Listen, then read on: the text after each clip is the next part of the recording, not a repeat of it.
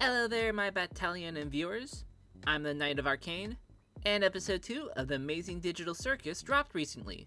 So, DempseyJ Illustrations, Nerd Comics Inc., KyngPinCreations, and I decided to do another collab with its recent release.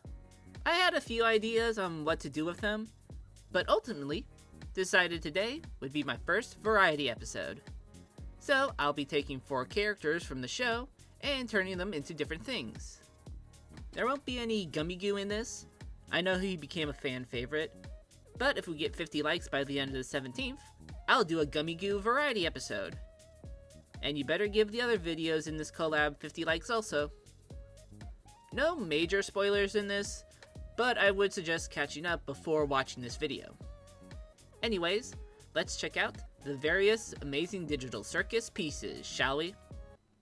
When Pomni woke up that day in the meat freezer, she was scared and confused, not knowing where she was, why she was there, and not even knowing her name at the time.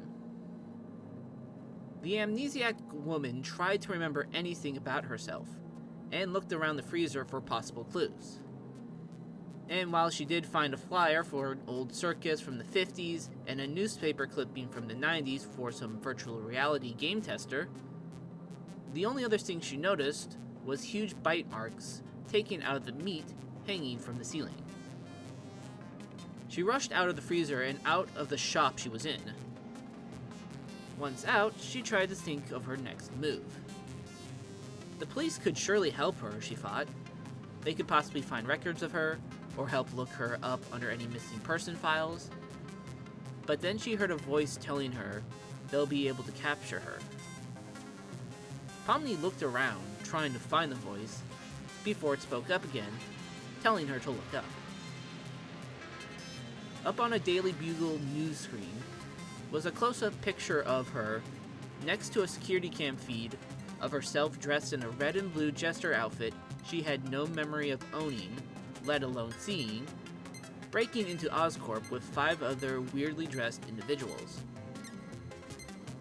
The news claimed her name to be Pomni, and that she was the leader of this group, and that she stole valuable and dangerous property from Oscorp.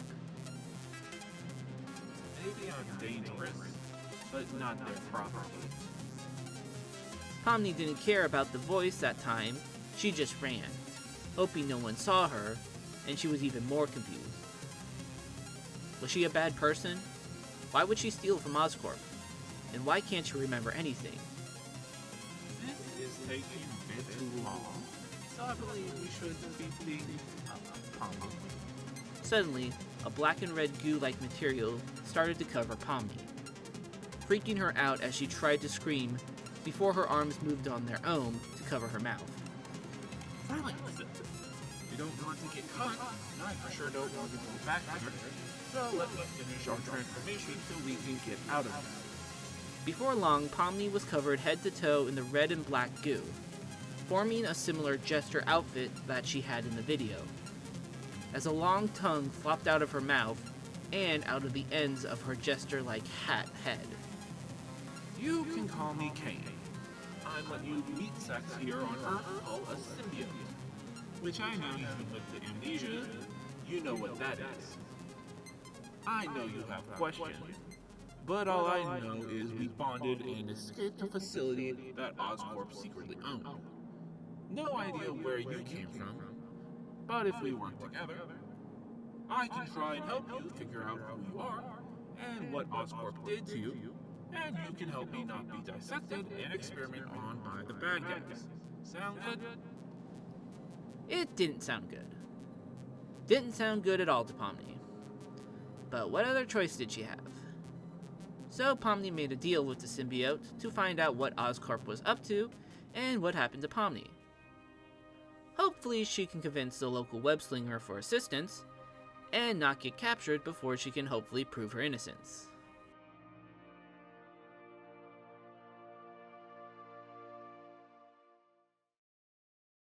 Some mermaids are able to do amazing things with their bodies, some through magic, and some from natural abilities in their blood. Zubal is one such mermaid with a very interesting ability. In a very short amount of time, they're able to change the different parts of their body to appear and act like parts of other aquatic creatures, something they do quite regularly. Zubal, at one moment, can have a very normal looking hand, but if a predator was then threatening them, they could turn it into a crab claw to help them fight back, or change a part of their skin to be similar to that of a pufferfish for defense, and can even change their mermaid tail, either to change the fins so they can swim faster, or to turn them into octopus-like tentacles. It's unclear why they're able to do this. While members of their family have been able to change their parts at will, they can only change the features to match a single creature. Their father being able to change his arms into lobster claws and grow out lobster-like shell plates on his body, while their mother was able to go full anglerfish. Zubal didn't care, not even seeing it as something that's special if one could do the same thing with mermaid magic. But more nefarious merfolk see the potential their blood has to make themselves, their armies, or their legacies stronger, and want their hands on Zubal. Zubal had to go on the run from them, wanting to just have some peace, and to occasionally partake in their seaweed. They tried everything to try and keep themselves hidden, changing their appearance as much as they can, in the hopes of them losing their trail on Zubal, but they keep finding them. However, maybe their luck has finally turned, as they entered an area of the Great Seas, and their pursuers finally stopped and turned around. While Zubal wonders a bit why they stopped, they don't care too much to worry why they might have turned back. Zubal is going to enjoy themselves and not have to worry for once. The Bermuda area seems quite nice, actually.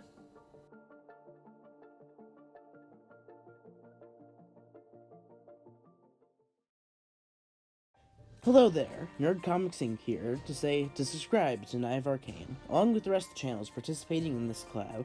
I must say, when I was invited to cameo here, it made my day. I felt like I was kinger of the world. I could hardly bear it. Okay, did I make a pun based on all the drawings from the episode? Let me check my list. Let's see, animatronic, they got the king, oh. Crap, Venomized Pomni. Let's see. Bombastic. No, I can't fit that in the conversation. Symbiotic Doff? No, can't work with that. Yep. How about I just do this?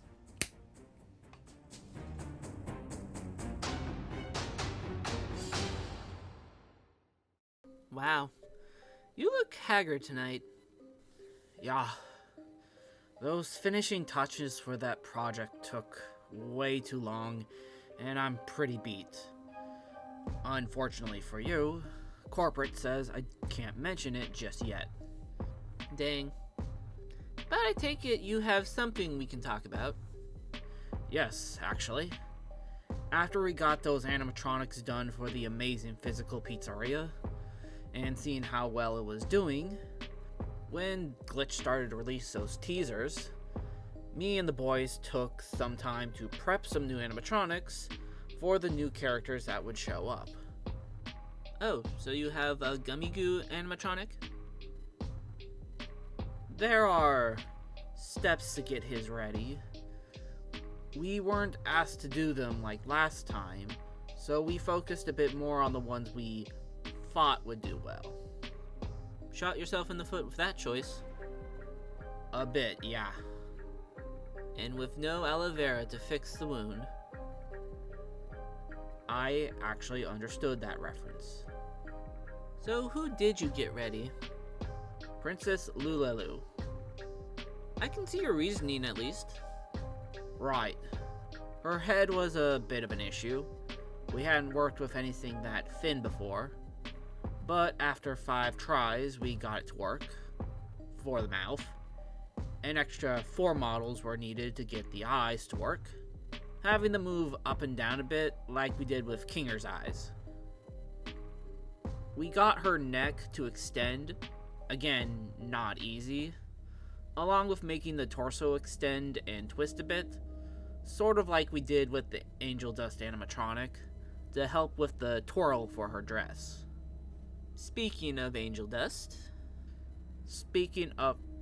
how did you... never mind. Like with Angel Dust and Pomni, we made her arms super thin and also able to extend a bit further where her gloves are. And since she doesn't have any legs that we could see, there's just wheels under the dress.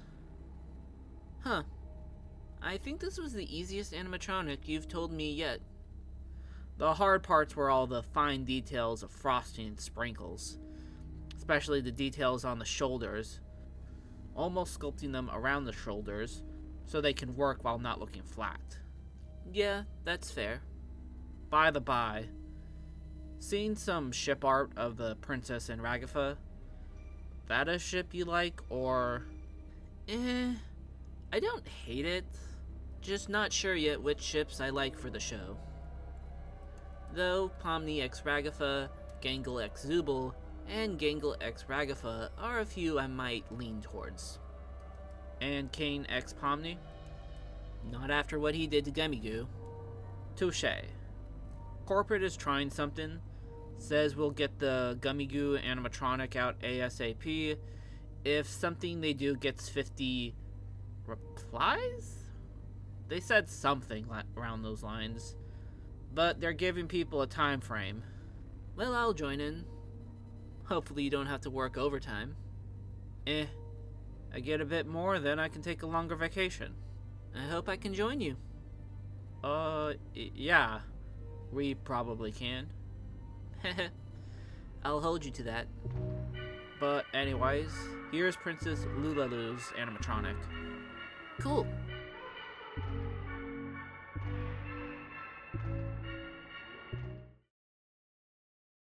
I'm so tired. How was your first lap? First? You made me run a lap around the coast and through the hills. It took an hour to run. And soon you'll be making 5 laps in half the time. I don't believe you. At all. Maybe. But take this drink. It will help you after that run. And I can tell you about a customer I had to make a new sword for while you were on your run. Thanks. What's in this? Mostly vegetables, some eggs, other proteins, and some mushrooms. Need something for the taste. I don't see a problem with it. You drink your coffee black. For the most part. Nope. Not getting into that. So, who's this customer you just helped? They're an old customer of mine. Pretty sure he was a king at one point. Was asked to make his royal armor, or I assume that was what it was for. But next time I saw him, he went crazy and talking about bugs and insects. But he seems harmless, compared to my other clients. Huh. Interesting. Yeah, with the second armor I made for King Urlock, he wanted his armor to look similar to a king piece in chess. And to go with this purple white lined cloak he had, so... Wait. King Urlock. King Urlock. And wanting to look like a chess piece, obsession with bugs and insects, purple cloak with white trim. This is Kinger from the Amazing Digital Circus. I have mentioned I'm not familiar with these movies you mentioned. It's an online show. Those kaiju armors you made were from movies. But this is something new.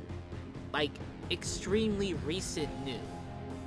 How did you make fantasy armor for that? The world works in mysterious ways. But I modeled the helmet off a king piece, and used the same shapes with the body. It helped he was abnormally thin. Like, I don't know when was the last time he ate thin.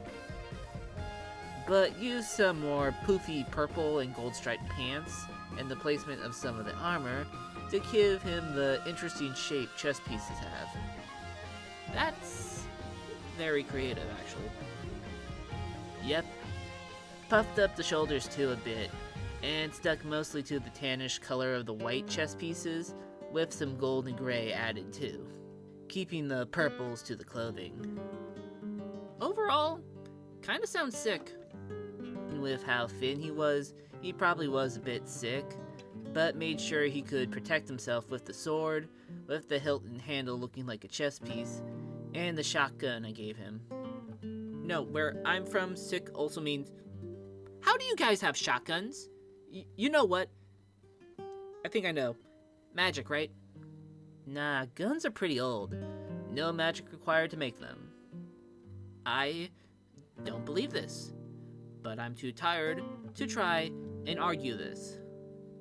Well, you still have 2 more laps to do for the day, so you might want to finish that drink up. This time, I think I'll be sick for real. Due to the run or the drink? The drink more than the run, I think. But if I die out there, then it was both. Then take this sword. It will help with the training. Correction. I'm going to die before I leave the town carrying that thing. It's only 25 pounds. Only?